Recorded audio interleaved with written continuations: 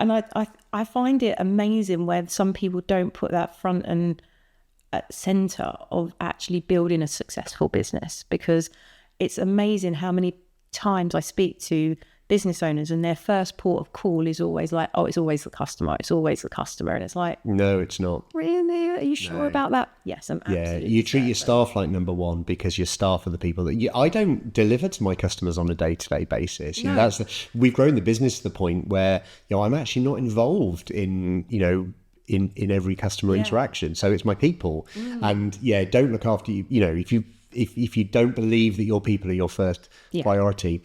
I think, however, that point about protecting the tribe and, kicking the, sick bird out of the nest, so to speak, for want of a less gruesome expression, that can get lost in an artificial but we built a lovely culture here and we're lovely to people and we're a great employer. And that can get lost with I find it really hard to have a difficult conversation with somebody. Do you know what? I think that's spot on. I think it's a great observation, the nuance of great culture versus where lovely and that being misconstrued quite a lot, especially if that, I suppose the bigger your tribe gets, the more diluted the values feel, because obviously it's third generation by the time it gets to the shop floor. Yeah.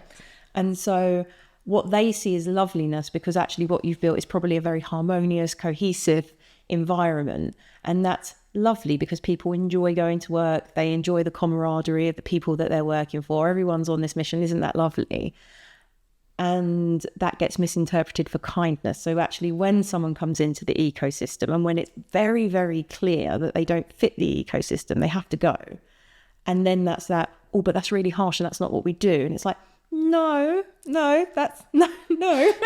they have to go, they have to be challenged. But that's like, I love my children. Yeah. But it's helpful. They'll be really happy when watching this. But my, your job as a parent is to keep your children in line a little bit as well. Sometimes I have to have harsh conversations or honest conversations. You try not to kick them out of the nest, but the reality is, it is your job and they thrive. And people are the same. People want feedback. People want to know how they're doing. Yeah. It's not cruel to give people negative feedback. No. So long as you give that feedback in the right way, actually, most people want to grow. Most people want to get better. Most people want to impress. And you don't do that without, if you live in an echo chamber of perfection, but also you owe it to the other people